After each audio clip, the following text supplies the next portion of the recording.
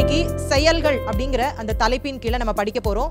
மத்தேயு 8 சுகப்படுத்துதல், போதனைகள், அற்புதங்கள். இந்த மத்தேயு 8 அதிகாரத்தை 6 பகுதிகளாக நம்ம பிரிச்சுக்க போறோம். அதற்கு தான் இங்க மத்தேயு இந்த குஷ்டரோகி சுகமாகிறத முதலாவது அற்புதமாக இங்க எழுதுகிறதை நாம் பார்க்கலாம். அவ்வளவு பெரிய அற்புதத்தை செய்திருந்தும் இயேசு என்ன சொல்றாரு? வேண்டாம் எனக்கு பெயர் பிரஸ்தாபம் என்று சொல்லி ஏன் ஆண்டவர் இப்படி செய்தார்? நம்முடைய கிறிஸ்தவத்தின் அடித்தளமாக மாற வேண்டும் என்பதை இயேசு இங்கே சொல்லுகிறார். இயேசுடைய வீடு எங்க இருந்துச்சு? இன்றைக்கு கிறிஸ்தவர்களுக்கு கூட இந்த விசுவாசம் இல்லை. இயேசுவினுடைய அதிகாரத்தை குறித்த ஆணித்தரமான அந்த விசுவாசம் இருந்தது. ஆனால் இயேசு தன்னுடைய போதனைகளிலே மிக அதிகமாக நரகத்தை குறித்து பேசியிருக்கிறார். ஆனா இந்த இடத்துல இயேசு சற்று வித்தியாசமான பதிலை கொடுக்கிறத பார்க்கலாம். தவறான நோக்கத்தோடு இயேசுவை பின்பற்ற வந்த இந்த சீஷன்ட தவறாக என்ன பின்பற்றாத, ஊழியன்றது அது கிடையாதுப்பா, இதுதான் அப்படிங்கறத ஆண்டவர் இங்க எடுத்து சொல்றத பாக்குறோம். அப்ப ஏன் பயப்படுறீங்க? புயல் வீசினா என்ன, காற்று வீசினா என்ன, நான் தான் உங்க கூட இருக்கிறனே. இந்த சீஷர்களுக்கு ஆண்டவர் அற்புதத்தை செய்த பொழுது அவங்க சொல்றாங்க, இவர் எப்படிப்பட்டவரோ. ஆனா இந்த பிசாசுகள் நன்கு அறிந்திருந்தது, இவர்தான் தேவனுடைய குமாரன். மனிதனை விட இன்றைக்கு மற்றவர்கள் பொருளை தான் மிக அதிகமாக நினைத்து கொண்டிருக்கிறார்கள். பிசாசு உடைய தந்திரம் இங்கே வெளிப்படுகிறது. எங்கே இயேசு கிரியை செய்ய வேண்டும் என்று சொல்லி இருக்கிறாரோ அங்க ஏதாவது தடைக்கற்களை கொண்டு வந்து அவன் அந்த இடத்தை நாசமாக்குறது அவனுடைய வேலையா இருக்கும். நம்மை ஆளுகை செய்கிற ராஜாவாய் இருக்கிற இயேசு கிறிஸ்துவின் இனிய நாமத்தில் உங்களை நான் வாழ்த்துகிறேன். நாம் தொடர்ந்து மத்தேயு சுவிசேஷத்தை படித்து கொண்டு வருகிறோம். மத்தேயு சுவிசேஷத்துல மொத்தம் எத்தனை அதிகாரங்கள் இருக்கிறது என்று சொல்லி பார்த்திருக்கிறோம். 28 அதிகாரங்கள். மத்தேயு எப்படி இந்த சுவிசேஷத்தை எழுதி வைத்திருக்கிறார் என்று சொன்னால், இதில் 5 பிரசங்கங்கள், 4 செயல்கள் இருக்கிறது என்று சொல்லி நாம் பார்த்திருக்கிறோம். Gospel of Matthew, number of chapters 28, 5 words and 4 deeds. ஏற்கனவே நம்ம மத்தேயு சுவிசேஷத்தினுடைய அமைப்பை பார்த்திருக்கிறோம். அதை மறுபடியும் உங்களுக்கு நினைவுபடுத்த விரும்புகிறேன். மத்தேயு சுவிசேஷத்தின் அமைப்பு: அறிமுகம், பிறப்பு, ஞானஸ்தானம், சோதனை 1 முதல் 4 அதிகாரங்கள். போதனைகள் அதிகாரங்கள் 5 முதல் 7 வரைக்கும் மலை பிரசங்கம். செயல்கள் அதிகாரங்கள் 8, 9. போதனைகள் அதிகாரம் 10 ஊழிய பணியின் போதனைகள். செயல்கள் அதிகாரங்கள் 11, 12. போதனைகள் அதிகாரம் 13 உவமைகளின் போதனைகள். செயல்கள் அதிகாரங்கள் 14 17 வரைக்கும். போதனைகள் அதிகாரம் 18 சமுதாய வாழ்க்கையின் போதனைகள். செயல்கள் அதிகாரங்கள் 19 23 வரை. போதனைகள் அதிகாரங்கள் 24 25 கடைசி கால போதனைகள். முடிவு, மரணம், உயிர்த்தெழுதல் 26 முதல் 28 அதிகாரங்கள். Structure of gospel of Matthew: introduction, birth, baptism and temptation 1 to 4 chapters. Words chapter 5 to 7 the sermon on the mount. Deeds chapter 8 and 9. Words chapter 10 the missionary discourse. Deeds chapters 11 and 12. Words chapter 13 the parable discourse. Deeds chapter 14 to 17. Words chapter 18 the community discourse. Deeds chapters 19 to 23. Words chapters 24 and 25 the apocalyptic discourse. End, death and resurrection 26 to 28 chapters. இதில் நம்ம introduction படிச்சிட்டோம், அறிமுக பகுதியை முடிச்சிட்டோம். அதில் பிறப்பு, ஞானஸ்தானம், சோதனை முதல் 4 அதிகாரங்கள் முழுமையாக படித்தாச்சு. போதனைகள் அப்படின்னு சொல்லும் பொழுது இயேசு கற்றுக் கொடுத்த முதல் போதனையான மலை பிரசங்கத்தை அதிகாரங்கள் 5 7 வரைக்கும் படித்து முடிச்சிட்டோம். இன்னைக்கு செயல்கள் அப்படிங்கிற அந்த தலைப்பின் கீழே நம்ம படிக்க போகிறோம். இதில் 2 அதிகாரங்கள் இருக்கிறது. 8ஆம் அதிகாரமும் 9வது அதிகாரமும். ஒவ்வொரு அதிகாரமாக நான் படிக்கலாம். அதில் இப்பொழுது செயல்கள் மத்தேயு 8 பார்க்க போகிறோம். இதற்கு நம்ம வழக்கம் போல ஒரு தலைப்பை கொடுத்து அதை விளக்கமாக நம்ம படிக்க போகிறோம். மத்தேயு 8 சுகப்படுத்துதல், போதனைகள், அற்புதங்கள். Matthew 8 deeds, healings, teachings and miracles. இந்த மத்தேயு 8ஆம் அதிகாரத்தில் நம்ம எப்படி படிக்க போகிறோம் அப்படின்னு சொன்னால், இதற்கு ஒரு சிறிய தலைப்புகளை கொடுத்து இந்த முழு அதிகாரத்தையும் நம்ம படிக்க போகிறோம். இந்த மத்தேயு 8ஆம் அதிகாரத்தை 6 பகுதிகளாக நம்ம பிரிச்சுக்க போகிறோம். அது என்னென்ன? குஷ்டரோகி சுகமாகுதல், ஜீசஸ் கிளென்சஸ் அ லெப்பர். 2வது, 100க்கு அதிபதியின் வேலைக்காரன் சுகமாகுதல், Jesus heals a centurion servant. 3வது, பேதுருவின் மாமி சுகமாகுதல் மற்றும் அநேக பிசாசு பிடித்தவர்களையும் பிணியாளிகளையும் சுகப்படுத்துதல், Jesus heals Peter's mother-in-law and more suffering people are healed. நான்காவதாக சீஷத்துவத்தை பற்றி இயேசுவின் போதனைகள், ஜீசஸ் டீச்சர்ஸ் ஆன் டிசைபிள்ஷிப்.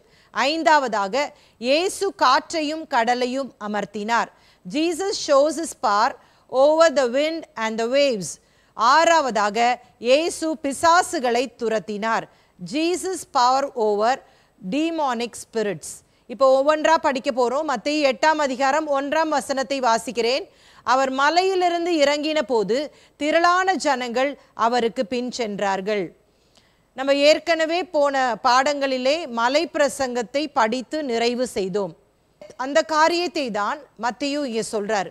இயேசு கிறிஸ்து இவ்வளோ நேரம் மலையில பேசிட்டு இருந்தாரு. இப்போ அந்த மலை பிரசங்கத்தை முடித்து கீழே இறங்கி வராரு அப்படிங்கிறத சொல்லிட்டு அவர் என்ன சொல்றாரு அப்படின்னா, திரளான ஜனங்கள் அவருக்கு பின் சென்றார்கள். நான் மத்தேயு சுவிசேஷத்தை துவங்கும் பொழுதே உங்களுக்கு நான் சொல்லி கொடுத்தேன். மத்தேயு எதை முக்கியத்துவப்படுத்தி எழுதுகிறார் அப்படின்னு சொன்னா, எம்பசிஸ் வந்து இயேசுவினுடைய போதனைகள், சர்மன்ஸ் ஆஃப் ஜீசஸ் அல்லது டீச்சிங்ஸ் ஆஃப் ஜீசஸ், அதை தான் அவர் எம்பசைஸ் பண்றாரு. இப்போ ஒரு மனிதன் ஒரு அற்புதத்தை பார்த்தால் அவன் அதில் ரொம்ப என்ன பண்ணிடுவான், கவர்ந்து இழுக்கப்படுவான். பொதுவாக ஜனங்கள் அற்புதங்கள், பிசாசுகள் துரத்தப்படுதல், ஜனங்கள் விடுதலை ஆகிறத பார்த்தா ரொம்ப அதனால கவர்ந்து இழுக்கப்படுவாங்க. ஆனால் மத்தேயு சொல்லும் பொழுது அவர் சொல்றாரு, இயேசுவின் மலை பிரசங்கத்தை கேட்டு திரளான ஜனங்கள் அவரை பின்பற்றினார்கள். அதான் நான் சொன்னேன், அவருடைய போதனைகளை மத்தேயு இங்கே முக்கியத்துவப்படுத்தி சொல்லுகிறதை பார்க்கலாம். முதலாவதாக குஷ்டரோகி சுகமாகுதல், ஜீசஸ் கிளென்சஸ் அ லெப்பர். இதனுடைய வேத பகுதி மத்தேயு 8ஆம் அதிகாரம் 2-4 வரைக்கும் வாசிக்கலாம். மத்தேயு 8:2. அப்பொழுது குஷ்டரோகி ஒருவன் வந்து அவரை பணிந்து, ஆண்டவரே, உமக்கு சித்தமானால் என்னை சுத்தமாக்க உம்மால் ஆகும் என்றான். நம்ம மத்தேயு 4:23 ஒரு காரியத்தை வாசித்தோம். பின்பு இயேசு கலிலேயா எங்கும் சுற்றி நடந்து அவர்களுடைய ஜெப ஆலயங்களில் உபதேசித்து ராஜ்யத்தின் சுவிசேஷத்தை பிரசங்கித்து ஜனங்களுக்கு உண்டாயிருந்த சகல வியாதிகளையும் சகல நோய்களையும் நீக்கி சொஸ்தமாக்கினார். இந்த வசனத்தை நாம் வாசிக்கும் பொழுது ஏற்கனவே வியாதிகளை சுகமாக்கி விட்டார், ஏற்கனவே பிசாசுகளை துரத்தி விட்டார், மறுபடியும் இன்னொரு முறை செய்கிறார் என்று சொல்லி நாம் எடுத்துக்கொள்ளக்கூடாது. இதை மத்தேயு ஒரு பொதுவான ஒரு வசனமாக இங்கே குறிப்பிடுகிறார். இதற்கு பிற்பாடு தான் அந்த 5ஆம் அதிகாரத்திலிருந்து 7ஆம் அதிகாரம் வரைக்கும் மலை பிரசங்கத்தை சொல்றார். அதற்கு பிற்பாடு இயேசு யாருக்கெல்லாம் அற்புதம் செய்தார் என்பதை அவர் விவரித்து சொல்லுகிறார் பின்வரும் பகுதியிலே. அதாவது இயேசுவினுடைய அந்த போதனைகள், இயேசுவினுடைய அந்த வார்த்தைகள் செயலில் காண்பிக்கப்படுகிறதை தான் இந்த பகுதி நமக்கு விளக்குகிறது. His works confirmed his words. நல்லா விளங்கி கொள்ள வேண்டும். இவ்வளவு நாட்கள் நாம் அவருடைய போதனைகளை படித்து கொண்டு வந்தோம். இப்பொழுது அவருடைய செயல்கள், அவருடைய அற்புதங்கள், அவர் எப்படி அதை டெமான்ஸ்ட்ரேட் பண்ணாரு அப்படிங்கிறது தான் நம்ம படிக்க போறோம். அதற்கு தான் இங்க மத்தேயு வந்து இந்த குஷ்டரோகி சுகமாகிறத முதலாவது அற்புதமாக இங்க எழுதுகிறதை நாம் பார்க்கலாம். வேதாகமத்துல இந்த குஷ்டரோகம் அப்படின்னு சொன்னாலே இது மிகவும் ஒரு கொடிய நோயாக கருதப்படுகிறது. அதுவும் பழங்காலத்துல எந்த ஒரு மருந்துகளும் இதற்கு இல்லை. குஷ்டரோகம் அப்படின்னு ஒன்று வந்துச்சு அப்படின்னு சொன்னா மரணத்தை தவிர வேறு வழி இல்லை. இந்த குஷ்டரோகம் கொஞ்சம் கொஞ்சமா என்ன பண்ணும்னா அந்த மனிதனுடைய உறுப்புகளை அரித்து அப்படியே அழுக பண்ணி அவனை முற்றிலுமாக அழித்து விடக்கூடிய ஒரு கொடுமையான ஒரு நோயாக இந்த குஷ்டரோகம் இருக்கிறது. ஆகவே இந்த குஷ்டரோகம் ஒருத்தருக்கு வந்துருச்சுன்னா அவங்க ஒரு நாளும் அந்த ஊருக்குள்ள இருக்கவே முடியாது. அவங்கள என்ன பண்ணிடுவாங்கன்னா ஊரை விட்டே துரத்தி விட்டுருவாங்க.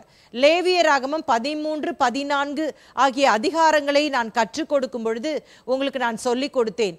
ஒருவருக்கு குஷ்டம் இருக்குதா இல்லையா அப்படிங்கிறத யார் தீர்மானிக்க வேண்டும் அப்படின்னு சொன்னா, அந்த நாட்கள்ல மருத்துவர் இல்லாததுனால ஆசாரியன், அதாவது பாஸ்டர் கிட்ட கொண்டு வரணும். அவங்க ஒரு ஸ்கின்ல ஏதாவது ஒரு வெள்ளை படை போல இருக்குமானால் அதை அந்த ஆசாரியன் பரிசோதித்து அவனை விலக்கி வைத்து அது குஷ்டரோகமா என்பதை அவன் ஆராய்ந்து அவன் வந்து அதை தீர்மானமாக கொடுக்க வேண்டும். அதற்கு பிற்பாடு குஷ்டரோகம் என்று சொல்லி அவன் தீர்மானித்த பிற்பாடு ஒரு நாளும் அவன் என்ன பண்ண முடியாது, அந்த இஸ்ரவேல் ஜனங்கள் இருக்கிற அந்த பாளையத்திற்குள் வரவே முடியாது. ஒரு குஷ்டரோகம் அப்படின்னு சொல்லிட்டு அந்த ஆசாரியன் கண்டுபிடித்து விட்டால் அவன் என்ன பண்ணுவானா, அடக்க ஆராதனை அந்த மனிதனுக்கு நடத்தி விட்டு தான் ஊரை விட்டே அவனை அனுப்பி விடுவானாம். ஏன்னா குஷ்டரோகம் வந்துருச்சுன்னா மரணம் நிச்சயம் இல்லையா? அதனால என்ன சொல்றாங்க அப்படின்னு சொன்னா, அந்த குஷ்டரோகம் அந்த மனிதன் உயிரோடு இருக்கும் பொழுது பரவுவதை காட்டிலும் அவன் மரணம் அடைஞ்ச பிறகு ரொம்ப அதிகமாக விரைவாக பரவி விடுமா. அதனால இந்த ஆசாரியன் அதற்கு பிற்பாடு அவனுக்கு அடக்க ஆராதனை செய்யாமல் அவனுக்கு குஷ்டோன்னு கண்டுபிடிச்சிட்டாலே அவனுடைய முடிவு தெரிந்து விட்டதுனால அவனுக்கு அன்னைக்கே அடக்க ஆராதனையை செஞ்சுருவாங்களாம். அப்போ எவ்வளோ ஒரு கொடுமை பாருங்களேன், அந்த மனிதனுக்கு எவ்வளோ கஷ்டமாக இருக்கும் இல்லை? ஒரு குஷ்டரோகி அந்த யூதர்கள் மத்தியில் நடந்து வரணும்னா, இப்போ நம்ம சமீப காலத்தில் சோஷியல் டிஸ்டன்சிங் அப்படின்றது ரொம்ப ஒரு காமனான வேர்ட் ஆயிடுச்சுல்ல. அதுபோல் இந்த குஷ்டரோகிகள் நடந்து வந்தால் 6 அடி தூரம் அவங்க தள்ளி வரணுமா, 2 மீட்டர் தொலைவில் நடக்கணுமா. ஒருவேளை காற்று பகுதியில் அவங்க நடந்து வந்தாங்கன்னா 150 அடி, அதாவது 45 மீட்டர் அவங்க ஒதுங்கி போயிடணுமா. இந்த யூத கலாச்சார ஏடுகளை நாம் படிக்கும் பொழுது ஒரு முறை ஒரு குஷ்டரோகி அந்த தெருவில் வந்துட்டான்றதுக்காக ஒரு யூதன் முட்டை வாங்காமல் திரும்பி வந்துட்டானா. கடைக்கு போனவன் முட்டை வாங்காமல் திரும்பி வந்ததாக அந்த ஏடுகள் சொல்லுகிறது. திரும்பி வந்தது மாத்திரமல்ல, அவன் திரும்பி வரும்பொழுது உன்னால தானே நான் வாங்க முடியல அப்படின்னு சொல்லிட்டு கல்லெறிந்தானா. அப்போ எங்கே ஒரு குஷ்டரோகியை சமுதாயத்தில் பார்த்தாலும் இமீடியட்டாக அந்த யூதர்கள் என்ன பண்ணுவாங்களாம், கல்லெறிந்து அவனை தள்ளிப்போ அப்படின்னு சொல்லுவாங்களாம். அந்த நாட்களில் இன்னொரு வழக்கமும் இருந்ததாக சொல்லப்படுகிறது. ஒரு குஷ்டரோகி தெருவுக்குள்ளே இல்லைன்னா சமுதாயத்திற்குள்ளே வர வேண்டுமானால் அவன் கையில் ஒரு மணி வச்சுட்டு தீட்டு தீட்டு அப்படின்னு சொல்லிட்டு அடிச்சுட்டே வரணுமா. அப்போ மற்றவங்க எல்லாரும் விலகி போயிடுவாங்க. அப்போ அவன் செய்ய வேண்டிய காரியத்தை செய்துவிட்டு அவன் போவானா. அப்போ அந்த அளவிற்கு இந்த குஷ்டரோகம் மிக ஒரு கொடுமையான ஒரு வியாதியாக இருந்தது. இதன் நிமித்தமாக அந்த குஷ்டரோகிகள் புறக்கணிக்கப்பட்டார்கள். அப்படிப்பட்ட புறக்கணிக்கப்பட்ட சூழ்நிலையில் நம்பிக்கை இல்லாமல் வாழ்ந்த இந்த குஷ்டரோகி ஒருவன் இயேசு எனக்கு அற்புதம் செய்வார் என்ற நம்பிக்கையோடு கூட இயேசுவை தேடி வருகிறது தான் இந்த சம்பவம் நமக்கு காட்டுகிறது. அவன் சொல்றான், ஆண்டவரே உமக்கு சித்தமானால் என்னை சுத்தமாக்க உம்மால் ஆகும் என்றான். இந்த 2ஆம் வசனத்தை உங்களுக்கு மறுபடியும் நான் வாசித்து காட்டுகிறேன். அப்பொழுது குஷ்டரோகி ஒருவன் வந்து அவரை பணிந்து அப்படின்னு சொல்லும் பொழுது அவனுடைய தாழ்மை அது குறிக்கிறது. அவன் ஆண்டவரை வர்ஷிப் பண்ணானா, கெஞ்சி பணிந்து.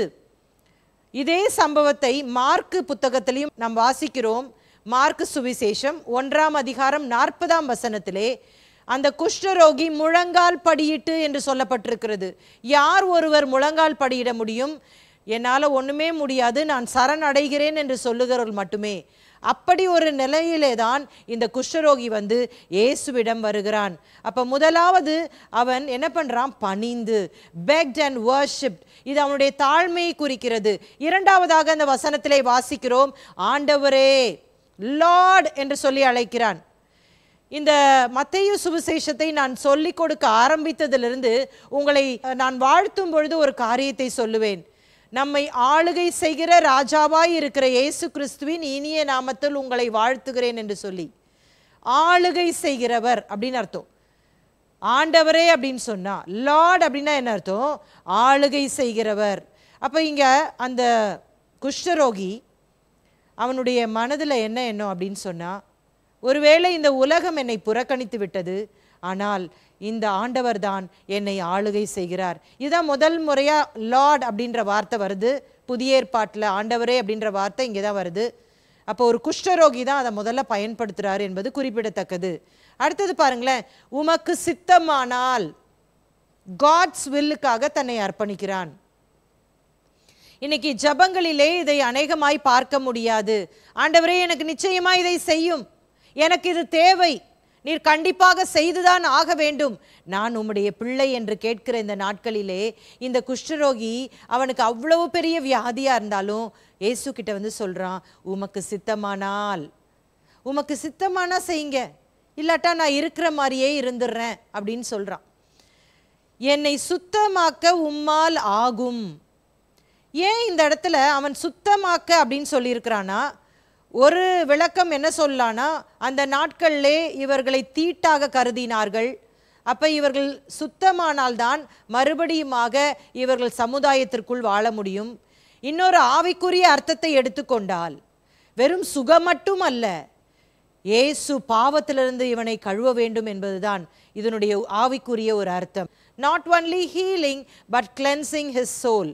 அப்ப இந்த இடத்துல இந்த குஷ்டரோகி எவ்வளோ அழகா ஞானமா வந்து இயேசு கிட்ட கேட்குறான் பாருங்களேன். அவரை பணிந்து, ஆண்டவரே உமக்கு சித்தமானால் என்னை சுத்தமாக்க உம்மால் ஆகும் என்றான். ஏன்னா அந்த நாட்களில் இந்த குஷ்டரோகிகளுக்கு ஒரு நம்பிக்கை இல்லை, அவங்க உயிரோடு இருப்பாங்களா அப்படின்ற நம்பிக்கையே இல்லை. இது ஒரு உயிர்கொல்லி நோய். வேதத்தில் 2 ராஜாக்கள் 5ஆம் அதிகாரத்தில் ஒரு சம்பவத்தை குறித்து நாம் வாசிக்கிறோம். நமக்கு எல்லாருக்கும் நல்லா தெரியும், நாகமான் அப்படின்ற ஒரு சீரிய தேசத்து தளபதி இருந்தான். அவன் குஷ்டம் பிடித்தவனாக இருந்தான். அப்பொழுது அவனுடைய வீட்டிலே பணிவிடை செய்வதற்காக வந்த ஒரு சிறு பெண், இஸ்ரவேல் தேசத்தை சேர்ந்த ஒரு சிறு பெண், அவருடைய பெயர் கூட போடப்படலை. ஆனால் தன்னுடைய எஜமானன் இந்த குஷ்டத்தினாலே கஷ்டப்படுகிறானே என்று சொல்லி அறிந்து தன்னுடைய நாச்சியாரை பார்த்து சொல்லுகிறாள், எங்களுடைய சமாரியா தேசத்திலே, இஸ்ரவேல் தேசத்திலே ஒரு தீர்க்கதரிசி உண்டு, அவர் நம்முடைய எஜமானுக்கு சுகம் தருவார், ஆகவே நீங்கள் அங்கே அழைத்து செல்லுங்கள் என்று சொன்ன பொழுது இவன் நேரடியாக போகாம தன்னுடைய ராஜாட்ட போய் கடிதம் வாங்குவதற்காக போறான். ஒரு தேசத்திலிருந்து இன்னொரு தேசத்திற்கு அவ்வளவு எளிதாக போய்விட முடியாது. ஏன்னா என்ன நினச்சிப்பாங்க, இன்னொரு தேசத்துக்கு போனால் இவன் ஒருவேளை ஒற்றனோ ஸ்பையோ அப்படின்னு சொல்லிட்டு கொலை செஞ்சிருவாங்கல்ல. அதனால இந்த சீரிய அதிகாரி என்ன பண்ணுறான், அந்த சீரிய தேசத்து ராஜாட்ட கடிதம் வாங்கிட்டு போகிறான். இதை இஸ்ரவேல் ராஜா கிட்ட கொண்டு போய் கொடுக்குறான். இங்கே ஒரு தீர்க்கதரிசி இருக்கிறாராமே, அவர் என்னுடைய குஷ்டத்தை மாற்ற முடியும் என்று சொல்லி நான் கேள்விப்பட்டேன், ஆகவே நீர் எப்படியாவது உதவி செய்யும் என்று சொல்லி அந்த கடிதத்தை கொடுக்கும் பொழுது அந்த இஸ்ரவேல் ராஜா சொல்லுகிற காரியத்தை நாம் 2 ராஜாக்கள் 5ஆம் அதிகாரம் 7ஆம் வசனத்திலே வாசிக்கிறோம். இஸ்ரவேலின் ராஜா அந்த நிருபத்தை வாசித்த போது அவன் தன் வஸ்திரங்களை கிழித்து கொண்டு ஒரு மனுஷனை அவன் குஷ்டரோகத்தினின்று நீக்கிவிட வேண்டும் என்று அவனிடத்தில் நிருபம் அனுப்புகிறதற்கு கொல்லவும் உயிர்ப்பிக்கவும் நான் தேவனா, இவன் என்னை விரோதிக்க சமயம் தேடுகிறான் என்பதை சிந்தித்து பாருங்கள் என்றான். அப்ப இந்த குஷ்டரோகம் அப்படின்னு சொன்னா தேவன் ஒருவர் தவிர அவனை காப்பாத்துறதுக்கு யாருமே இல்லை. அதான் இங்க சொல்றான், கொல்லவும் உயிர்ப்பிக்கவும் நான் தேவனா. அப்படிப்பட்ட ஒரு சூழ்நிலையிலே இந்த குஷ்டரோகி இயேசுவை தேடி வந்ததை பார்க்கலாம். Healing a leper is raising dead. ஒரு குஷ்டரோகி சுகமாவது ஒரு மரித்தவன் உயிரோடு எழும்புவதற்கு அடையாளம். இந்த சூழ்நிலையிலே தான் இயேசுவை அவன் சந்திக்க வருகிறான். 3ஆம் வசனத்தை வாசிப்போம். இயேசு தமது கையை நீட்டி அவனை தொட்டு, எனக்கு சித்தம் உண்டு, சுத்தமாகு என்றார். உடனே குஷ்டரோகம் நீங்கி அவன் சுத்தமானான். இயேசு இப்பொழுது ஒரு யூதன். யூதர்களுடைய கலாச்சாரத்தின்படி அவங்கள சோஷியல் டிஸ்டன்சிங்கில் தான் அவங்க வச்சிருக்கணும். என்ன சொன்னேன் நான், 2 மீட்டர் டிஸ்டன்ஸ் இருக்கணும் ஒரு குஷ்டரோகி. ஆனால் இவன் ஆண்டவரை பணிந்து கொள்ள வந்த பொழுது இயேசு அவன் மேல் மனதுருகிறார். மார்க்கு சுவிசேஷம் 1ஆம் அதிகாரத்திலே இதே காரியத்தை வாசிக்கும் பொழுது அங்கே போடப்பட்டிருக்கிறது, இயேசு அவன் மேல் மனதுருகினார் என்று சொல்லி. மனதுருகி சொல்லியிருக்கலாம், நீ விசுவாசித்தபடியே உனக்கு ஆக கடவுது, நீ எவ்வளோ அற்புதங்களை பின்வரும் நாட்களில் செய்கிறார்ல. ஆனால் இந்த இடத்துல அவர் என்ன பண்ணுறாருன்னா, அவனை தொட்டு, தன்னுடைய கையை நீட்டி அவனை தொட்டு. குஷ்டம் அப்படின்னாலே ஓடி போகிற ஒரு சமுதாயம். ஆனால் இவர் என்ன பண்ணுறாரு, he touched with his hands. அந்த டிவைன் டச் அவர் தொடும் பொழுது எப்படி இருந்திருக்கும் அந்த குஷ்டரோகிக்கு யோசித்து பாருங்களேன். அவன் யோசித்திருப்பான், எங்கள் அம்மா குழந்தையா இருக்கும் போது என்னை தூக்குனாங்க, எங்கள் அம்மா நடக்க சொல்லி கொடுத்தாங்க, எங்கள் அப்பா என்னை தோளில் சுமந்து கொண்டு போனாங்க. ஆனால் என்னைக்கு எனக்கு இந்த குஷ்டரோகம் வந்துருச்சோ, யாரும் இல்லாத ஒரு காட்டுக்கு, ஒரு தனிமையான ஒரு இடத்துக்கு, ஒருவரும் என்னை தொட முடியாத ஒரு இடத்திற்கு நான் இப்போ ஒதுக்குப்புறத்திலே வாழ்கிறேன். ஆனால் இந்த இயேசு அவர் தம்முடைய கையை நீட்டி தொட்டு விட்டாரே, இவருடைய அன்பு எத்தனை பெரியது என்பதை அவன் அன்றைக்கு புரிந்திருப்பான். சொல்றார் இயேசு, எனக்கு சித்தம் உண்டு, சுத்தமாகு என்றார். உடனே குஷ்டரோகம் நீங்கி அவன் சுத்தமானான். இயேசு இப்படிப்பட்டவங்களுக்கு அவர் அற்புதம் செய்யாமல் இருப்பாரா? உடனடியாக அவருடைய குஷ்டரோகம் அவனை விட்டு போயிருச்சு அப்படின்னு சொல்லி பார்க்கலாம். மத்தேயு 8ஆம் அதிகாரம் 4ஆம் வசனத்திலே வாசிக்கிறோம், இயேசு அவனை நோக்கி, இதை நீ ஒருவருக்கும் சொல்லாதபடி எச்சரிக்கையாயிரு, ஆயினும் அவர்களுக்கு சாட்சியாக நீ போய் ஆசாரியனுக்கு உன்னை காண்பித்து மோசே கட்டளையிட்ட காணிக்கையை செலுத்து என்றார். இப்ப இயேசு சொல்றாரு, குஷ்டரோகம் நீங்கிற அந்த மனுஷனை பார்த்து சொல்றாரு, அப்படியே களி கூர்ந்து கொண்டிருக்கிற, அப்படியே குதித்து கொண்டிருக்கிற அந்த மனுஷனை பார்த்து சொல்றாரு, இதை யார்ட்டையும் சொல்லிடாத. இது இந்த நவீன காலத்து பிரசங்கிமாருக்கு அப்படியே எதிர்மறையா இருக்குதுல்ல. ஒரு சின்ன விஷயம் நடந்துருச்சுன்னா கேமராவை ஜூம் பண்ணி ஃபேஸ்புக்கா, வாட்ஸ்அப்பா, இன்ஸ்டாகிராமா எங்கெங்கெல்லாம் போட முடியுமோ, நான் ஜோம் பண்ணேன் இது நடந்துச்சு, நான் ஜோம் பண்ணேன் பாரு பிசாசு ஓடிச்சுன்னு சொல்ற இந்த நாட்களிலே இயேசு அவ்வளவு பெரிய குஷ்டரோகத்திலிருந்து சுகத்தை கொடுத்த பிற்பாடு என்ன சொல்றார் பாருங்களேன், இதை ஒருவருக்கும் சொல்லாதபடிக்கு எச்சரிக்கையாய் நிறு. அவ்வளவு பெரிய அற்புதத்தை செய்திருந்தும் இயேசு என்ன சொல்றாரு, இதை யாருக்கும் சொல்லாத, ஆனா நீ யார்கிட்ட போகணும் அப்படின்னு சொன்னா இதை ஆசாரியன்ட்ட போய் காண்பி. நான் ஏற்கனவே சொன்னேன், குஷ்டரோகம் வந்துருச்சுன்னா அந்த நாட்களில் டாக்டர் மாதிரி யார் இருந்தாங்கன்னா ஆசாரியர்கள். அவங்க தான் இது குஷ்டரோகம் அப்படின்னு சொல்லிட்டு கண்டுபிடிப்பாங்க. அப்போ அங்கே போய் சொல்லு, எனக்கு இப்போ சுகம் ஆயிடுச்சு. அவன் செக் பண்ணி சொல்லட்டும், நீ சுத்தமாயிட்ட, நீ சமுதாயத்தில் வாழலான்னு சொல்லுவான். அப்போ சமுதாயம் உன்னை ஏற்றுக்கொள்ளும். அதற்காக நீ போய் அங்கே ஆசாரியன்ட்ட சொல்லுன்னு சொல்கிறாரே தவிர தன்னை மேன்மைப்படுத்துவதற்காக, தன்னை பிரசித்தப்படுத்துவதற்கு அவர் துளி கூட என்ன பண்ணல, நினைக்கவே இல்லை. ஆனால் இவன் பெற்ற சந்தோஷம் அவ்வளவு ஒரு ஆச்சரியமான ஒரு சந்தோஷம் பாருங்களேன். இந்த ஆசாரியன் கிட்ட போனா அவன் என்ன பண்ணும், லேவியராகமம் 14ஆம் அதிகாரத்திலே சொல்லப்பட்டிருக்கிறது, அவனுக்கு சில சடங்குகள் சொல்லப்பட்டிருக்கிறது.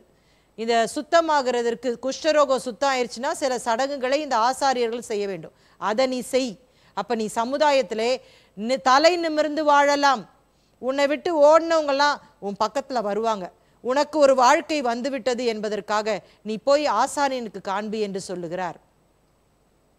ஆனால் மார்க்கு சுவிசேஷம் 1ஆம் அதிகாரம் 45 வாசிக்கிறோம், அவனோ புறப்பட்டு போய் இந்த சங்கதி எங்கும் விளங்கும்படியாக பிரசித்தம் பண்ண தொடங்கினான்.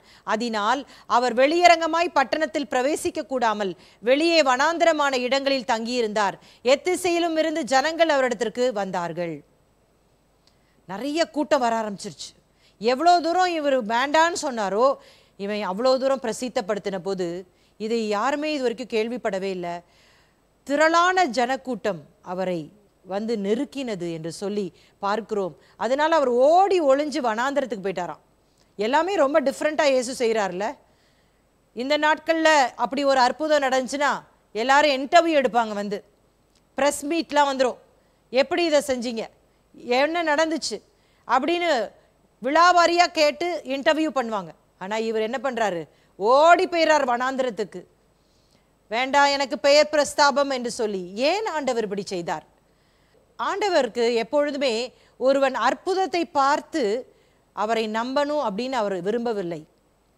அவருடைய போதனைகளை கேட்டு, அவருடைய அந்த டீச்சிங்ஸை கேட்டு மனம் திரும்ப வேண்டும் என்று சொல்லி தேவன் விரும்பினார். அற்புதம் எப்பவுமே கவர்ச்சி தான்.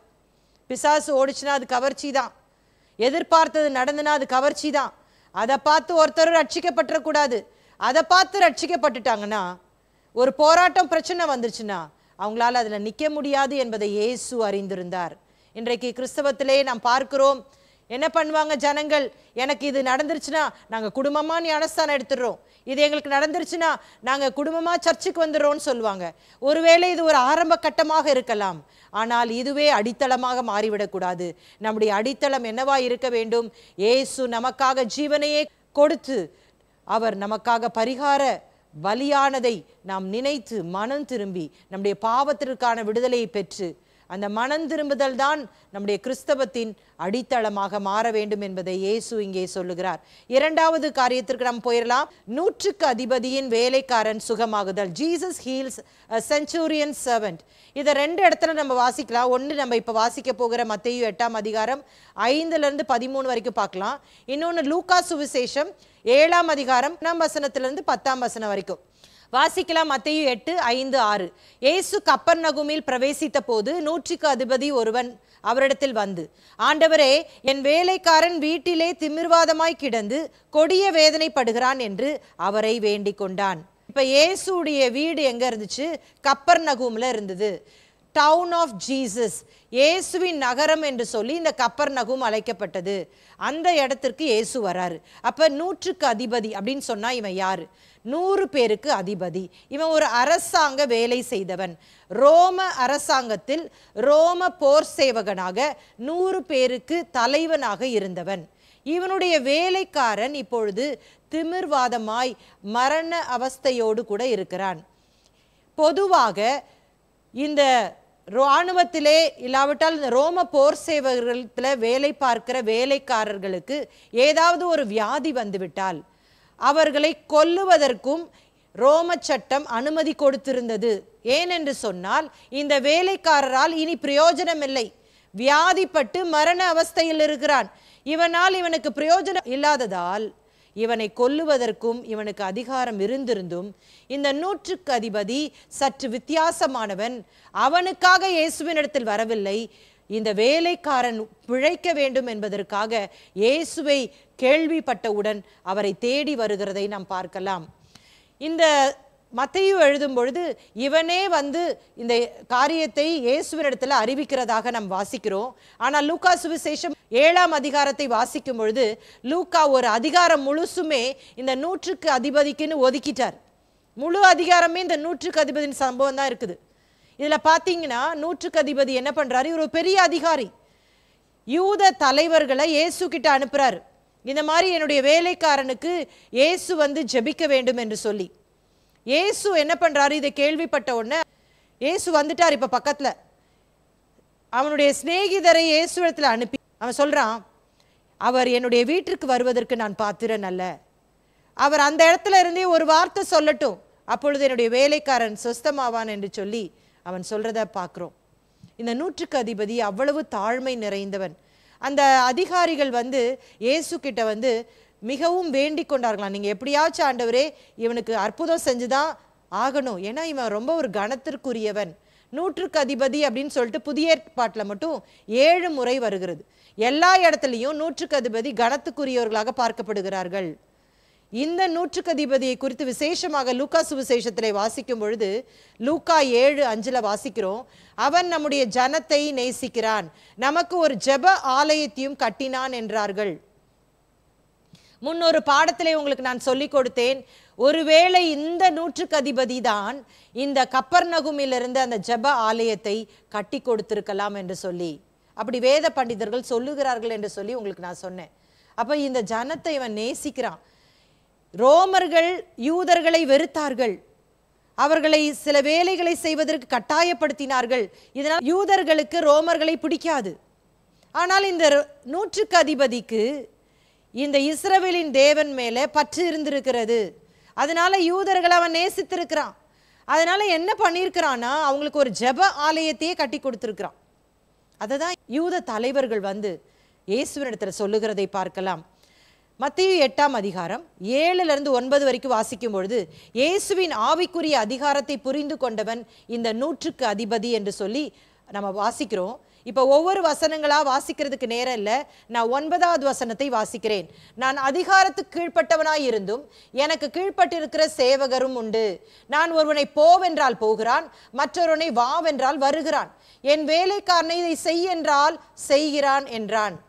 இப்போ அவன் மிலிட்டரி ஸ்ட்ராட்டஜியை சொல்றான், இராணுவத்தில் ஒரு அதிகாரி செய்கிற விஷயத்த சொல்றான். நான் ரோம ஆட்சிக்கு கீழ்ப்பட்டிருக்கிறேன், அதான் சொல்றான், நான் அதிகாரத்திற்கு கீழ்ப்பட்டவனாய் இருந்தும் எனக்கு கீழ்ப்பட்டிருக்கிற சேவகரும் உண்டு. எனக்கு கீழே 100 பேர் இருக்கிறாங்க. அவங்கள நான் ஒருவனை போன்னு சொன்னா அவங்க போவாங்க, ஒருத்தனை வான்னு சொன்னா வருவாங்க, ஒருத்தனை செய்யின்னு சொன்னா செய்வாங்க. ஏன் போ சொல்ற, ஏன் வர சொல்ற, ஏன் செய் சொல்ற அப்படின்னு கேட்காமலே செய்யற அளவிற்கு எனக்கு அதிகாரம் இருக்கிறது. அதற்கு ஒத்த அதிகாரம் இந்த இயேசுவுக்கு இருக்கிறது. என் வீட்டுக்கு வந்துதான் இந்த அற்புதத்தை நிகழ்த்தணும்னு அவசியம் இல்லை. என் வீட்டுக்கு அவர் வர்றதற்கு பாத்திரன் அல்ல நான். ஆகவே அவர் ஒரு வார்த்தை மாத்திரம் சொல்லட்டும், என்னுடைய வேலைக்காரன் பிழைப்பான் என்று சொல்லுகிறான். இன்றைக்கு கிறிஸ்தவர்களுக்கு கூட இந்த விசுவாசம் இல்லை. ஆனால் இந்த 100க்கு அதிபதிக்கு இயேசுவினுடைய அதிகாரத்தை குறித்த ஆணித்தரமான அந்த விசுவாசம் இருந்தது. இவர் தேவனுடைய குமாரன், இவருக்கு வியாதி கட்டுப்படும், இவருக்கு பிசாசுகள் ஓடும், அண்ட சராசரங்களையும் அவர் ஆளுகிறவர், இவருக்கு அது கட்டுப்படும் என்பதை இவன் உணர்ந்திருந்து, அவர் எங்கே இருந்தாலும் அதை செய்ய முடியும் என்பதை உணர்ந்து தன்னோடு கூட ஒப்பிட்டு இந்த காரியத்தை சொல்லுகிறான். அது கேட்காது, ஏன் இந்த வியாதி போகணும், ஒருத்தனை நான் வான்னு சொன்ன அவன் வரானோ, அது வாய் திறக்காம அப்படியே கீழ்ப்படியும் அப்படிங்கிறது தான் இங்கே 100க்கு அதிபதி சொல்லுகிறதை நாம் பார்க்கலாம். இவனுடைய விசுவாசத்தை பார்த்து ஆண்டவர் அப்ரிஷியேட் பண்றாரு. மத்தேயு 8:10 இயேசு இதை கேட்டு ஆச்சரியப்பட்டு தமக்கு பின் செல்கிறவர்களை நோக்கி, இஸ்ரவேலர்களுக்குள்ளும் நான் இப்படிப்பட்ட விசுவாசத்தை காணவில்லை என்று மெய்யாகவே உங்களுக்கு சொல்லுகிறேன். இஸ்ரவேல் அப்படின்ற ஒரு நாடே இல்லை, இவங்க எல்லாருமே ரோமர்களுக்கு கீழே தான் இருந்தாங்க. ஆனாலும் சீஷர்களை பார்த்து, அங்க சுத்தி இருந்த ஜனங்களை பார்த்து சொல்றாரு, உங்ககிட்ட கூட நான் இப்படிப்பட்ட ஒரு விசுவாசத்தை பார்க்கல, நீங்க கூட என்னுடைய அதிகாரத்தை புரிஞ்சுக்கல, ஆனால் இந்த 100க்கு அதிபதி இதை நன்கு அறிந்திருக்கிறான் என்று சொல்லி ஒரே ஒரு முறைதான் ஆண்டவர் இந்த விசுவாசத்தை குறித்து பாராட்டி பேசுகிறார். அதுவுமே ஒரு புறஜாதியானை பாராட்டி பேசுகிறார். அதான் ஆச்சரியமான ஒன்று. இதை தொடர்ந்து வரும் வசனங்களிலே அவர் விளக்கப்படுத்துகிறார். இனி நான் இந்த கிறிஸ்தவம் அப்படின்றத ஒன்றை உருவாக்க போகிறேன், அதிலே பயங்கரமான மாற்றம் வரப்போகிறது. அது என்னவென்பதை அவர் பின்வரும் வசனங்களே விளக்குகிறார். என்ன சொல்றார் பாருங்களேன், 8ஆம் அதிகாரம் 11-12. அநேகர் கிழக்கிலும் மேற்கிலும் வந்து பரலோக ராஜ்யத்தில் ஆபிரகாம், ஈசாக்கு, யாக்கோபு என்பவர்களோட பந்தி இருப்பார்கள். ராஜ்யத்தின் புத்திரரோ புறம்பான இருளிலே தள்ளப்படுவார்கள். அங்கே அழுகையும் பற்கடிப்பும் உண்டாயிருக்கும் என்று உங்களுக்கு சொல்லுகிறேன் என்றார். யூதர்கள் அந்த நாட்களிலே என்ன நினைச்சிட்டு இருந்தாங்கன்னா, பரலோகம் வந்து எங்களுக்கு மட்டும்தான், புறஜாதிகளுக்கு கிடையாது பரலோகம் அப்படின்னு நினைச்சிட்டு இருந்தாங்க. அவர்கள் ஒரு சடங்காச்சாரமாக அவர்கள் தேவனை பின்பற்றினார்கள்.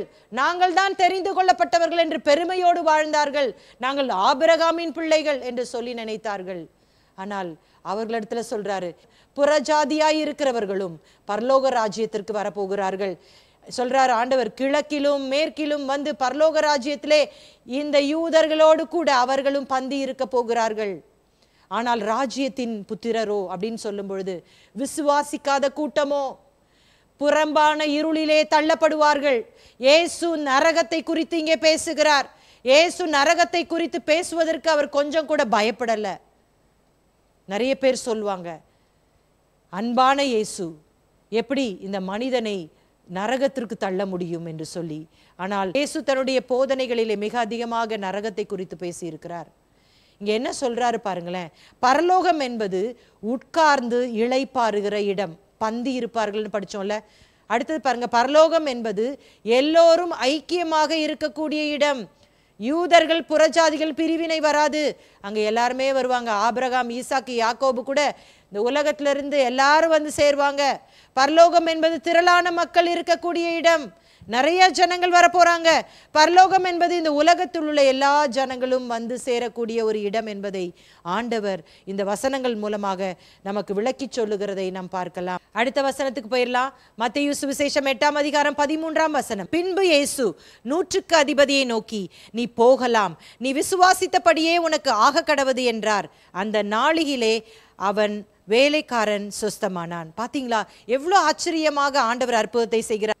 3வது பகுதி, பேதுருவின் மாமி சுகமாகுதல் மற்றும் அநேக பிசாசு பிடித்தவர்களையும் பிணியாளிகளையும் சுகப்படுத்துதல். Jesus heals Peter's mother in law and more suffering people are healed. இதை 3 சுவிசேஷங்களை நம்ம வாசிக்கிறோம்.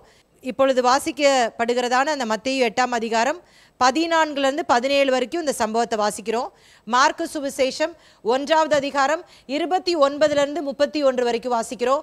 லூக்கா சுவிசேஷம் 4ஆம் அதிகாரம் 38 39 ஆகிய வசனங்களிலே வாசிக்கலாம்.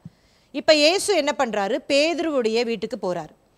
அங்க அவருடைய மாமி ஜுரமாய் கிடக்கிறார்கள். நான் வசனத்தை எடுத்து வாசிக்க போறதில்ல. ஜுரமாய் கிடந்தவுடன் அவளை தொட்டு அவர் சுகமாக்குகிற அந்த அற்புதத்தை தான் இந்த பகுதியிலே நாம் வாசிக்கிறோம். இயேசுவின் 12 சீஷர்கள்ல பேதுரு மட்டும் திருமணமானவர். இவருடைய மாமி என்று சொல்லும் பொழுது தன்னுடைய மனைவியினுடைய தாயார். இந்த பேதுரு தன்னுடைய மாமியை மிகவும் நேசித்தபடியால் இயேசுவை தம்முடைய வீட்டிற்கு அழைத்து செல்லுகிறார்.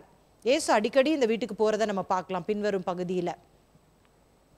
என்ன ஜுரம் அப்படின்னு சொல்லிட்டு போடப்படலை, ஆனால் ஏதோ ஒரு கடுமையான ஜுரம், அவங்களால வேலை செய்ய முடியாத படிக்கு ஒரு ஜுரம், கொரோனாவா டெங்குவா என்ன நமக்கு தெரியாது. ஆனால் இயேசு அந்த இடத்துல அவர் என்ன பண்ணுறாரு, தொட்டு சுகமாக்குகிறதை பார்க்கலாம். குஷ்டரோகி ஒரு பெரிய வியாதி, அங்கேயும் இயேசு தொட்டு சுகமாக்குகிறார், இங்கேயும் இயேசு தொட்டு சுகமாக்குகிறார். சின்ன பிரச்சனை பெரிய பிரச்சனையாக இருந்தாலும் இயேசு கரிசனை உள்ளவராக இருக்கிறார். இந்த மாமி ரொம்ப நல்லவங்களாக இருந்திருப்பாங்கன்னு நான் நினைக்கிறேன். முதல்ல பார்த்தீங்கன்னா அவங்க மருமகனோடு வாழ்கிறதுக்கு ஒத்துருந்துருக்குறாங்க, கரெக்டுங்களா? அப்புறம் பாருங்கள், இந்த அம்மா தான் அந்த வீட்டில் உள்ள வேலையெல்லாம் செஞ்சுருக்கிறாங்க. அதனால தான் பேதுரு அவர்களை ரொம்ப நேசிச்சிருக்கார். பேதுரு வேண்டி கண்டதாக மற்ற சுவிசேஷங்களை நம்ம வாசிக்கிறோம். அப்போ இயேசு இங்கே இந்த மாமிக்கு நல்ல சுகத்தை கொடுத்த பொழுது அவங்க என்ன பண்ணுறாங்கன்னா, எழும்பி அவருக்காக பணிவிடை செய்கிறார்கள். இது ரொம்ப முக்கியம். இயேசு கிட்ட இருந்து அற்புதத்தை பெற்ற ஒவ்வொருவரும் அவருக்காக சேவை செய்ய வேண்டும். நல்ல அற்புதம் கிடச்சிச்சு, பை பை ஜீசஸ் அப்படின்னு போயிடக்கூடாது. என்ன பண்ணணும், யாரெல்லாம் ஆண்டவரால் தொடப்பட்டிருக்கிறோமோ அவருக்காக பணி செய்ய வேண்டும். saved are expected to serve. யாரெல்லாம் ரட்சிக்கப்பட்டிருக்கிறோமோ அவருக்காக சேவை செய்வதற்கு நாம் கடமைப்பட்டிருக்கிறோம். ஆகவே இந்த அம்மா உடனே எழும்பி அவங்க என்ன பண்ணுறாங்க, சரீர ரீதியான சுகம் கிடச்சிச்சு, ஆனால் இயேசுக்காக அவங்க பணிவிடை செய்வதற்கு அவங்க அர்ப்பணித்தது போல நாமும் அவருக்காக ஊழியம் செய்வதற்கு நம்மையே அர்ப்பணிக்க வேண்டும்.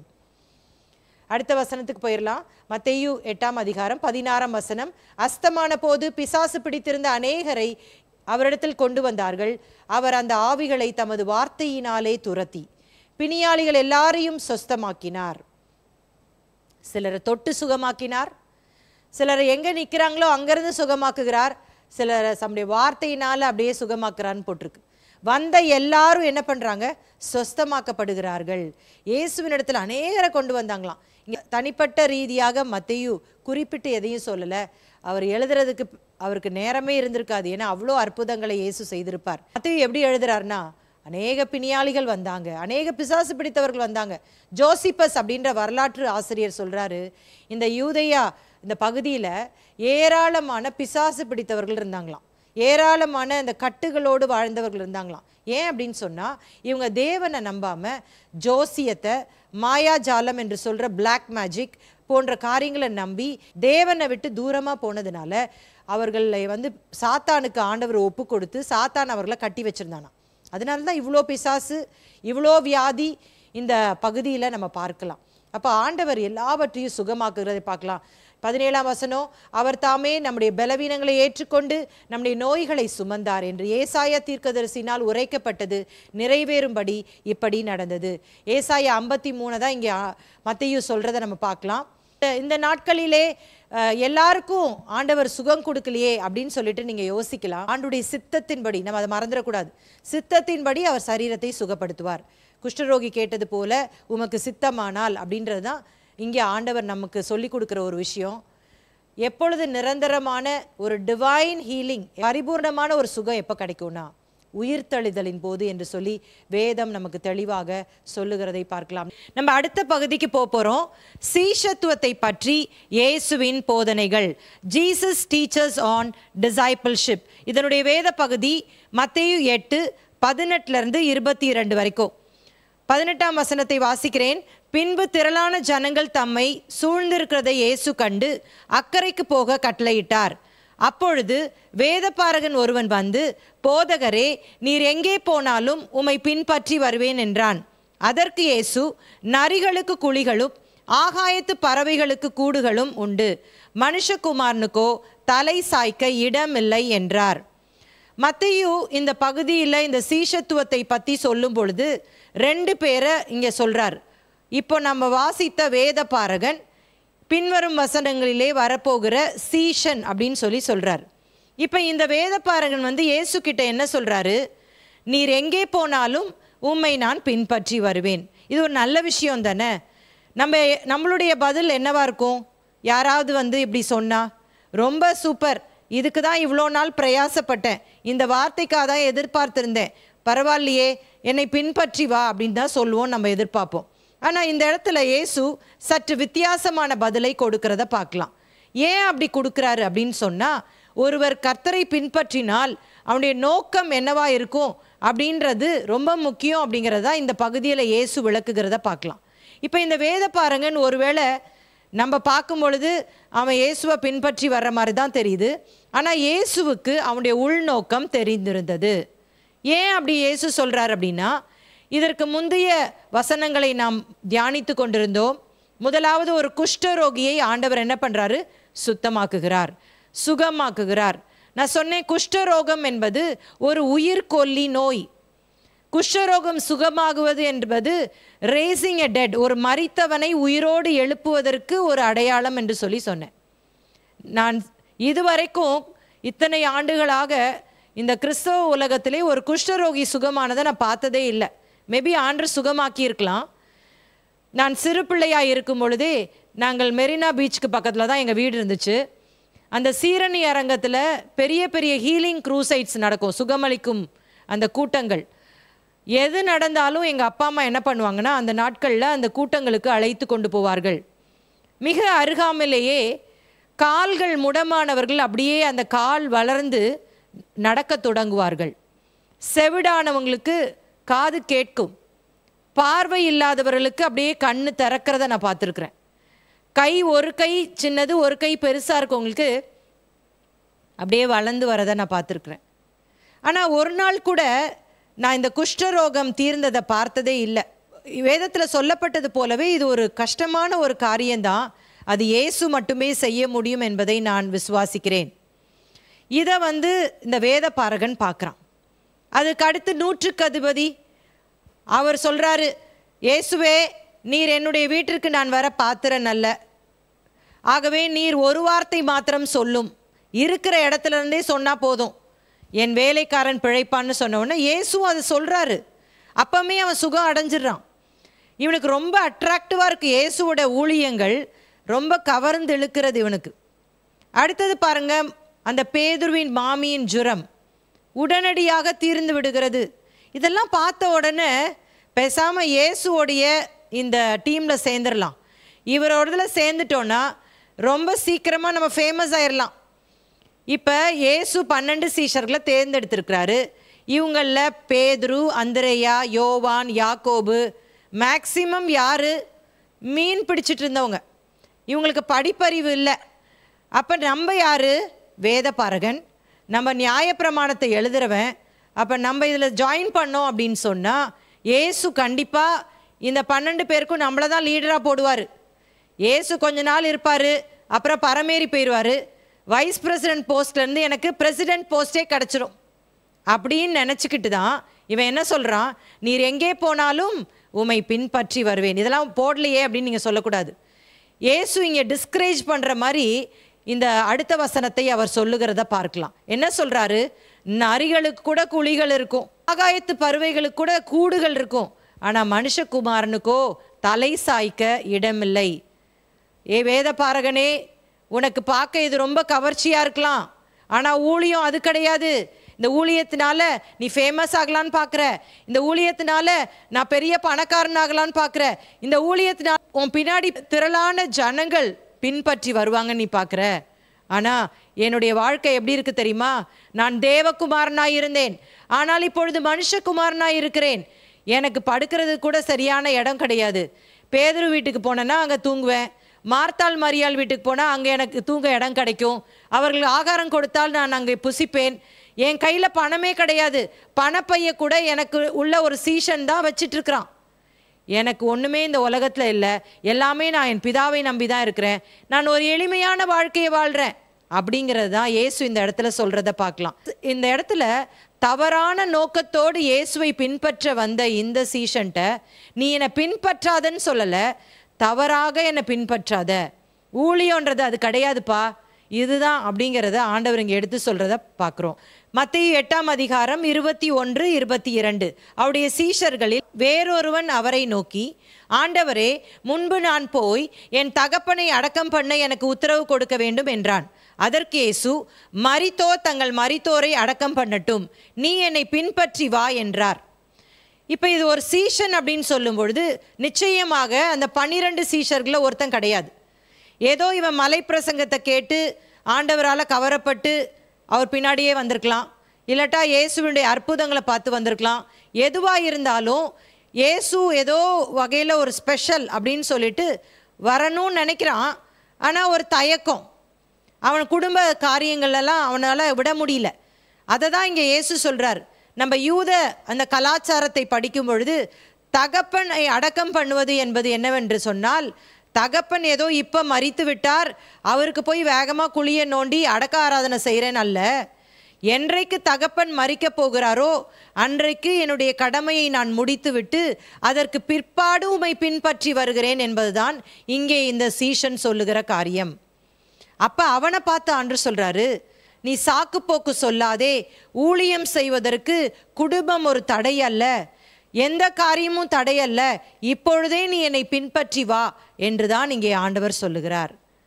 இப்போ இந்த இடத்துல நம்ம பார்க்கும் பொழுது நிறைய காரியங்களை நம்ம சொல்லிகிட்டே போகலாம். நிறைய பேர் ஆண்டவர் ஊழியத்துக்கு வான்னு சொல்லும் பொழுது அவங்க சொல்லுவாங்க, ஆண்டவரே நான் நல்லா வேலை பார்த்து நல்லா சம்பாதிச்சு என் குடும்பத்தில் இருக்கிற பிள்ளைங்கள்லாம் கல்யாணம் பண்ணி கொடுத்து நல்லா ஒரு வீடு கட்டிட்டு 60 வயசுக்கு மேலே அரசாங்கம் என்னை போன்னு சொல்லிடும், அதுக்கு பிறகு நான் என்ன பண்ணுறேன், உங்களுக்கு ஊழியம் செய்கிறேன்னு சொல்லுவாங்க. அது மாதிரி தான் இது. நான் என் தகப்பனை அடக்கம் பண்ணிவிட்டு நான் வரேன்னு சொல்லும் பொழுது நீ ஆண்டவரை பின்பற்றுவதற்கு சாக்கு போக்கு சொல்லாதே என்று சொல்லி ஆண்டவர் சொல்கிறத பார்க்கலாம். 2 விதமான மனிதர்களை குறித்து நாம் பார்க்கிறோம். ஒருவன் தவறான நோக்கம் உள்ள வேத பாரகன், இன்னொன்று தயக்கம் உள்ள சீஷன். சரியா? இப்படி நீங்கள் இருக்கக்கூடாது என்பதுதான் இயேசு இங்கே சீஷத்துவத்தை பற்றி கற்றுக் கொடுக்கிறார். அடுத்த பகுதிக்கு போயிடலாம். இயேசு காற்றையும் கடலையும் அமர்த்தினார். Jesus shows his power over the wind and the waves. மத்தேயு 8ஆம் அதிகாரம் 23லேருந்து 27 வரைக்கும் நம்ம வாசிக்கலாம். இது நமக்கு ரொம்ப அடிக்கடி நம்ம வாசிக்கிறதான ஒரு வேத பகுதி. இப்போ இயேசு என்ன பண்ணுறாரு, தம்முடைய சீஷர்களோடு கூட படகுல போகிறார். படகுல போகும்போது சீஷர்கள் அந்த படகை ஓட்டிக்கொண்டு வருகிறார்கள். இயேசுவோ அவர் என்ன பண்ணுறாரு, நல்லா போய் தூங்கிறார். திடீர் என்று சொல்லி காற்று வீசுகிறது. அப்போ இவங்க என்ன பண்ணுறாங்க, இயேசுவை போய் எழுப்புறாங்க. ஐயோ நாங்கள் மடிந்து போகிறோமே, நீர் எழும்பும், எங்களை ரட்சியும், எங்களை காப்பாற்றும் அப்படின்னு சொல்லிட்டு கத்துறாங்க. அப்போ இயேசு சொல்கிறாரு, அற்ப விசுவாசிகளே ஏன் பயப்படுகிறீர்கள் அப்படின்னு சொல்லிட்டு காற்றையும் கடலையும் பார்த்து அதட்டினார். அப்பொழுது காற்றும் கடலும் அமைதலாயிற்று என்று சொல்லி இந்த பகுதியில் நம்ம வாசிக்கிறோம். இப்போ இதை கவனமாக நீங்கள் வாசிக்கும் பொழுது மத்தேயு இயேசுடைய மனிதத்துவத்தையும் எழுதுகிறார், இயேசுடைய அந்த தெய்வத்துவத்தையும் எழுதுகிறதை பார்க்கலாம். Both humanity and divinity of Jesus is explained by Matthew. என்ன பாருங்களேன், இயேசு தூங்கி கொண்டிருந்தார். தேவன் எங்கேயாவது தூங்க முடியுமா? அப்போ அந்த இடத்துல ஒரு மனுஷனாக இயேசுவை காண்பிக்கிறார். இந்த புயல் காற்றின் முடிவில் என்ன நடக்கிறது, இயேசு காற்றையும் கடலையும் அதட்டினார். திடீர்னு சுனாமி வருதுன்னு வச்சுக்கோங்களேன், வேகமாக போய் சுனாமியே நில்லு அப்படின்னு சொன்னால் அது நிற்குமா? அப்போ யாருக்கு நிற்கும்? இதை உருவாக்கினவருக்கு தான் நிற்கும். இதை சிருஷ்டித்த தேவனுக்கு தான் அது கீழ்ப்படியும். அன்றைக்கு அந்த 100க்கு அதிபதி நன்றாக புரிந்து வைத்திருந்தான். இயேசு சகல அதிகாரத்தையும் அவருடைய கரத்திலே வைத்திருக்கிறார். ஒருவனை நீ வா என்றால் அது வரும், ஒருவனை போன்னு சொன்னால் போகும், ஒருவனை உட்காருனா உட்காரும். இந்த உலகத்தில் உள்ள அனைத்தும் அவருக்கு கீழ்ப்படிந்து அடங்கும். அதை அன்றைக்கு 100க்கு அதிபதி அறிந்திருந்தான். இந்த சீஷர்கள் மிகவும் பயப்படுகிறார்கள்.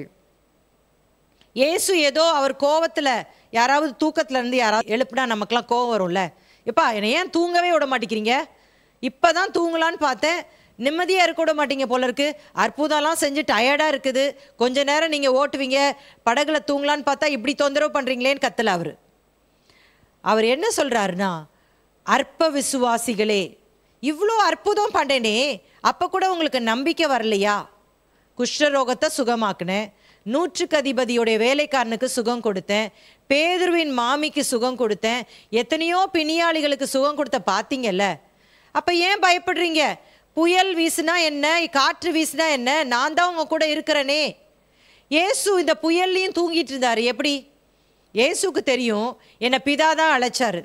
இந்த புயல் என்னை எதுவுமே என்னை ஒன்றும் பண்ண முடியாதுன்னு அவருக்கு ஆண்டவர் மேலே, பிதா மேலே நம்பிக்கை இருந்துச்சு. ஆனால் இந்த சீஷர்களுக்கு அந்த விசுவாசம் இல்லை என்பது தான் இங்கே ஆண்டவர் கடிந்து கொள்ளுகிற காரியம். இன்னொரு காரியத்தை இங்கே சொல்ல விரும்புகிறேன். இது எந்த கடலில் அவங்க போயிட்டுருக்காங்க அப்படின்னு சொன்னால், கலிலேயா கடல்.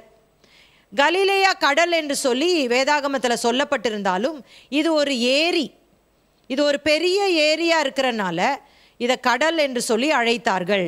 நல்ல தண்ணி இதில் இருந்துச்சு. பொதுவாக கடலில் என்ன இருக்கும்? உப்பு தண்ணி தான் இருக்கும். இந்த கலிலேயா கடலில் தான் இந்த படகை ஓட்டி கொண்டிருக்கிற பேதுரு, அந்திரேயா, யாக்கோபு, யோவான் இவங்கெல்லாம் மீன் பிடிச்சிட்டு இருந்தாங்க. இந்த கலிலேயா கடலுடைய அந்த சீதோஷண நிலை, கிளைமேட்டிக் கண்டிஷன்ஸ்லாம் உங்களுக்கு நல்லா தெரியும். இந்த கலிலேயா கடலை குறித்து ஒன்று சொல்லப்பட்டிருக்கிறது. திடீர் என்று சொல்லி புயல் காற்று கொடியதாய் வீசுமா, எதிர்பார்க்காத விதமாக வீசுமா. இதான் முதல் முறையா? கிடையாது. இயேசுவை இவர்கள் சந்திப்பதற்கு முன்பாகவே இவர்கள் இப்படிப்பட்ட புயல் காற்றை அவள் வாழ்க்கையில் சந்தித்திருப்பார்கள். இயேசுவுக்குமே தெரியும். ஏன்னா இந்த கப்பர்நகூம் அப்படின்ற அந்த பட்டினம் எங்கே இருந்துச்சுன்னா கலிலேயா கடலோரமாக இருந்துச்சு. அங்கே தான் இயேசுவும் தங்கியிருந்தார். ஸோ எல்லாருக்குமே இந்த சீதோஷ்ண நிலை எல்லாமே தெரிந்திருந்தது. ஆனாலும் இந்த சீஷர்கள் பயந்தார்கள். ஆனால் இயேசு கிறிஸ்து அவருடைய அவிசுவாசத்தை இங்கே கடிந்து கொண்டு அற்புதத்தை செய்கிறதை பார்க்கிறோம். அடுத்த பகுதிக்கு நம்ம போயிடலாம். இயேசு பிசாசுகளை துரத்தினார். Jesus power over demonic spirits.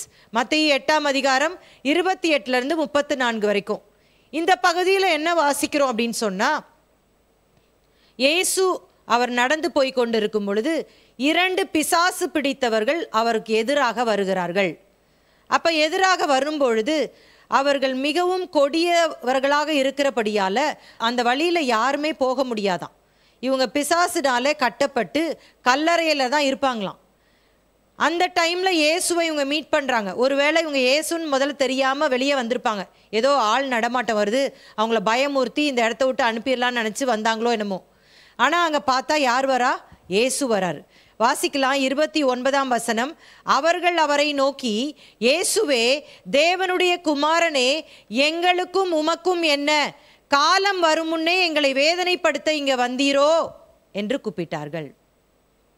இப்போ இயேசுவை பார்த்த உடனே ஷாக் ஆயிடுச்சு இந்த பிசாசுங்களுக்கு. இந்த மனுஷங்களுக்குள்ள பிசாசு தானே இருக்குது. அது சொல்லுது, தேவனுடைய குமாரனே. இந்த சீஷர்களுக்கு ஆண்டவர் அற்புதத்தை செய்த பொழுது அவங்க சொல்றாங்க, நம்ம வசனங்களை எடுத்து வாசிக்க நேரம் இல்லை, இந்த காற்றும் கடலும் அவருக்கு கீழ்ப்படுகிறதே, இவர் எப்படிப்பட்டவரோ. இவங்களுக்கு தெரியாதா இவர் எப்படிப்பட்டவர்னு? இவருக்கு இவ்வளவு அதிகாரம் இருக்கிறது தெரியாதா இவங்களுக்கு? இவங்களுக்கு தெரியல பாருங்களேன். ஆனால் இந்த பிசாசுகள் நன்கு அறிந்திருந்தது, இவர்தான் தேவனுடைய குமாரன். இங்கே சொல்லுது அந்த பிசாசு, காலம் வரும் முன்னே எங்களை வேதனைப்படுத்த இங்கே வந்தீரோ. பிசாசுக்கு நல்லா தெரியும் கண்டிப்பாக ஒரு முடிவு வரப்போகுது. அந்த முடிவிலே ஆண்டவரை நித்தியமாய் நரகத்திற்கு தள்ள போகிறார், இனி வேற வழியே கிடையாது அப்படின்னு அதுக்கு நல்லா தெரியும்.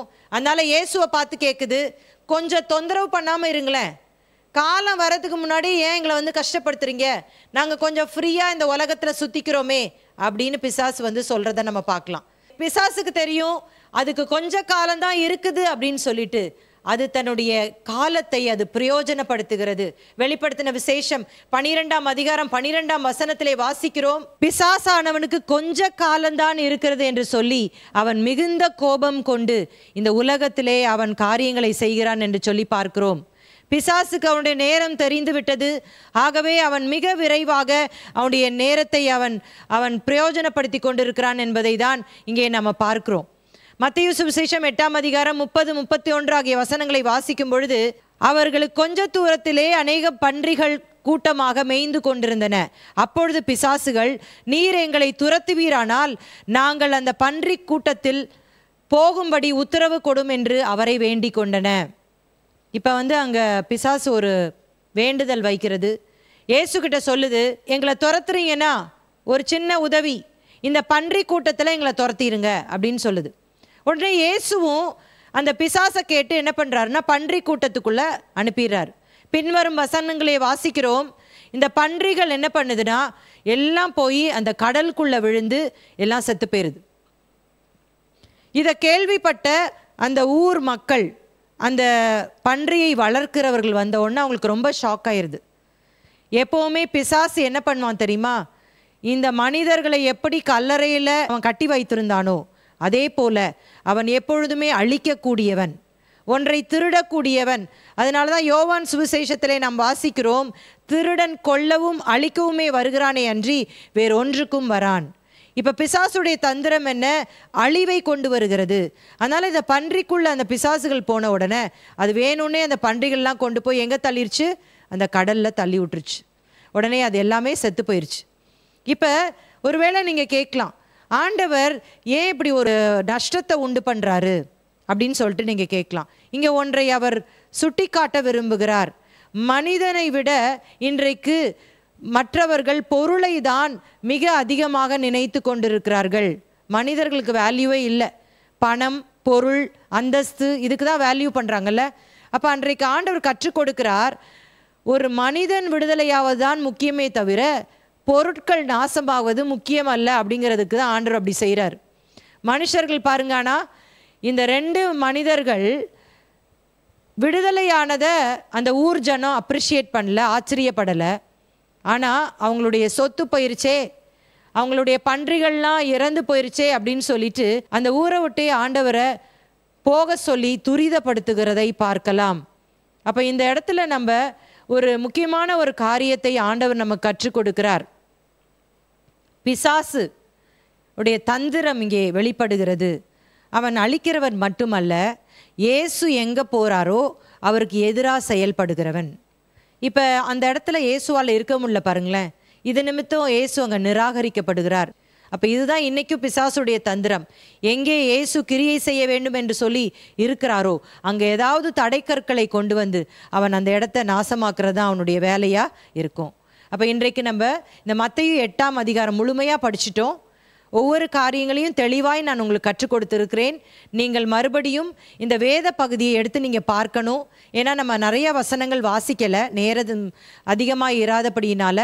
நீங்கள் அதனால் இந்த வேத பகுதியை இந்த பாடத்தோடு கூட ஒப்பிட்டு நீங்கள் படிக்க உங்களை அன்பாய் கேட்டுக்கொள்கிறேன். கர்த்தர் தாமே இந்த வார்த்தையின் மூலமாக தொடர்ந்து நம்மோடு கூட பேசுவாராக. கண்களை மூடி ஜெபிக்கலாமா? அன்பு மிரக்கமுள்ள நல்ல தகப்பனே, இந்த மாலை வேளைக்காக ஸ்தோத்திரம். எங்களோடு பேசின வார்த்தைகளுக்காக நன்றி செலுத்துகிறோம். ஏராளமான காரியங்களை இந்த நாளிலே படிக்கும்படியாக உதவி செய்தீர். இந்த கேட்ட இந்த காரியங்களின்படி எங்களுடைய வாழ்க்கையை நாங்கள் மாற்றிக்கொள்ள எங்களுக்கு உதவி செய்யும் ஆண்டவரே. உமக்கே எல்லா மகிமையும் செலுத்துகிறோம். இயேசுவின் நாமத்தில் ஜெபிக்கிறோம் நல்ல பிதாவே, ஆமேன். கர்த்தர் உங்களை ஆசீர்வதிப்பார். இன்னைக்கு நம்ம மத்தேயு 9ஆம் அதிகாரத்தை படிக்க போறோம். இதற்கு ஒரு தலைப்பு நம்ம கொடுக்க போறோம், சுகப்படுத்துதல், மத்தேயுவின் அழைப்பு. இந்த 9ஆம் அதிகாரத்தையும் நம்ம 7 பிரிவுகளாக பிரித்து எளிமையாக ஞாபகம் வைத்துக் கொள்வதற்கு படிக்க போறோம். அது என்னென்ன? பிசாசுடைய மிகப்பெரிய தந்திரம். இது எதற்கு இதை மத்தேயு எழுதுகிறார் இப்படிப்பட்ட அற்புதங்களை என்று சொன்னால், இயேசுவினுடைய அற்புதங்களை எல்லாம் பாருங்களேன். அவர்களுக்கு போய் ஆண்டவர் அற்புதத்தை செய்கிறதை பார்க்கலாம். ஆனால் ஆண்டவர் ஒரு ஆவிக்குரிய ராஜ்யத்தை இந்த பூமியிலே ஸ்தாபிப்பதற்கு தான் வந்தார் என்பதை அவர்கள் உணரவே இல்லை. அதனால்தான் யூதர்கள் இவ்வளவு பேர் வியாதியோடு பிசாசின் கட்டுகளோடு வாழ்ந்தார்கள் என்பதை நாம் மறந்து போய்விடக் கூடாது. ஏன் இங்கே இயேசு முதலாவது சுகம் கொடுக்காமல் உன் பாவங்கள் உனக்கு மன்னிக்கப்பட்டது என்று சொல்லுகிறார்? ஆனா இயேசுதான் தேவன் அப்படின்ற வெளிப்பாடு இல்ல. மத்தேயு இந்த இடத்துல பர்பஸாவே அவர் என்ன பண்றாருன்னா, இந்த திமிர்வாதக்காரனுக்கு சுகம் கொடுத்தவர், நீங்கள் யாருக்கு ஜெபிக்கிறீர்களோ அவர்களையும் விடுதலையாக்க அவர் வல்லவராய் இருக்கிறார் என்பதை இதன் மூலமாக நாம் அறிந்து கொள்ள முடிகிறது. முதலாவது இந்த மத்தேயு குறித்து பார்க்கும் பொழுது, அப்ப ஆண்டவருக்கு கிளியரா அந்த பரிசேயர்களுக்கு சொல்றாரு, ஆண்டவர் எதற்காக வந்தார்? ஆனா இயேசு இந்த புதிய உடன்படிக்கையில அவர் எதை அறிமுகப்படுத்துகிறார்? அப்ப புதிய உடன்படிக்கை அப்படின்னும் பொழுது இயேசு ஒன்னும் சொல்லல, அதை ஏற்றுக்கொண்டு போறார்னா இவர்தான் நீங்கள் எதிர்பார்த்த இந்த மேசியா என்பதை இன்னொரு முறை சொல்லுகிறதை பார்க்கலாம். ஆனா இங்க இயேசு பப்ளிசைஸ் பண்றதை பார்க்கலாம். ஏன் ஆண்டவர் இந்த காரியத்தை சொன்னார் அப்படின்னு சொல்லிட்டு ஒருவேளை நீங்க நினைக்கலாம். ஒரு சில காரணத்தை உங்களுக்கு நான் சொல்றேன் பாருங்களேன். அப்படின்னு டவுட்டோடு கொண்டிருக்கிறவனுக்கு மறுபடியும் அவனுடைய விசுவாசத்தை தூண்டி விடும்படியாக இந்த அற்புதத்தை அவர் நிகழ்த்துகிறார். ஒரு மரணத்தை ஜெயமாக விழுங்குவதற்கு அடையாளமாக வல்லமை எனக்கு இருக்கிறது என்பதை அவர்கள் அறிந்து கொள்ள வேண்டும் என்பதற்காக எழுப்புகிறதை பார்க்கலாம். பயங்கர ஃபேமஸ் ஆயிட்டா இருக்கும். முதல் முறையா ஒரு ரிச் மெசாயானிக் டைட்டில். இவர் எப்படி அந்த கீர்த்தி விரும்பாமல், அந்த புகழ் விரும்பாமல் தன்னை மறைத்துக் கொண்டு எல்லா காரியங்களையும் செய்தார் அப்படின்னு சொன்னார். இப்படிப்பட்ட ஒரு டஃபஸ்ட் ஒரு ஆளை தான் இயேசு சந்திக்கிறார். இந்த ஜனங்களை பார்த்தா மெய்ப்பெண் இல்லாத ஆடுகளை போல இருக்கிறாங்களே அப்படின்னு சொல்லிட்டு மனதுருகினாராம்.